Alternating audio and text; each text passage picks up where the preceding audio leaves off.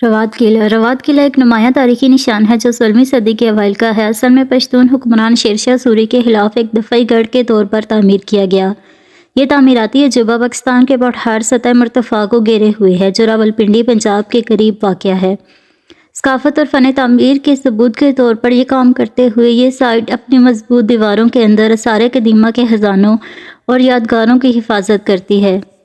راولپنڈی سے 17 کلومیٹر مشرق میں گرینڈ ٹرنک روڈ کے ساتھ واقع رواد قلعہ کی جڑیں دوسری صدی سے ملتی ہیں۔ خاص طور پر قلعہ ایک مسجد کو گھیرے ہوئے ہے جو ایک چھت سے ممتاز ہے جو من کی اعلیٰ اسٹوپا کے خوبصورت نظاروں کو پیش کرتی ہے۔ اس سے ملحق مشہور روہتاس قلعہ ہے، ایک عمارت جسے شیر شاہ سوری نے گگڑ کے علاقے پر اختیار مضبوط کرنے کے لیے تعمیر کیا تھا۔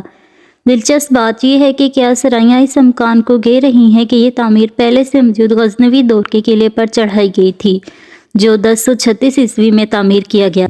16ویں صدی کے دوران کاروان سرائی کی اہمیت میں اس وقت اضافہ ہوا جب مغل بادشاہ ہمایوں کے کٹر حامی گگڑ قبیلوں نے اس ڈھانچے کو مضبوط کیا۔ اس اسٹریٹجک اضافہ کا مقصد پٹھار کی سطح مرتفع کو شیر شاہ سوری کے افواج کی طرف لاحق خطرے سے بچانا تھا۔ رواد قلعہ کی جنگ 1546 میں ہوئی تھی۔ اس میں گگڑ کے سردار سلطان سارنگ اور افغان بادشاہ شیر شاہ سوری شامل تھے۔ سلطان سارنگ کو شیر شاہ سوری کی فوجوں کی طرف سے پھانسی دینے سے پہلے قلعہ میں قید کر لیا گیا تھا اور اسے نقصان پہنچایا گیا تھا۔ ایک مخصوص مربع ڈیزائن میں تعمیر کیا گیا قلعہ رواد میں 2 داخلی دروازے ہیں اور اس کے اندرونی احاطے میں ایک گنبد کے ساتھ ایک چوکور عمارت ہے۔ اس انکیلوں کے اندر قبروں کی ایک صف آپس میں ملتی ہے جو قلعے کی تاریخی چمک میں اضافہ کرتی ہے۔ احاطے کے ساتھ آپ کو کئی کمپیکٹ چیمبر مل سکتے ہیں جو شاید کبھی آوارہ تاجروں کو جگہ دیتے تھے۔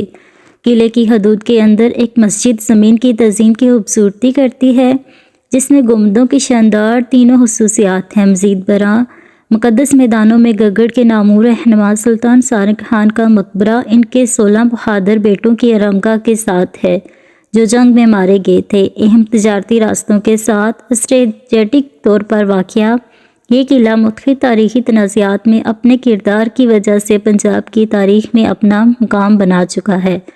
آج یہ سیاحوں کے لیے ایک متلاشی منزل ہے جو انہیں پاکستان کے ماضی کے ایک اہم باب کے ذریعے سفر شروع کرنے کی دعوت دیتی ہے۔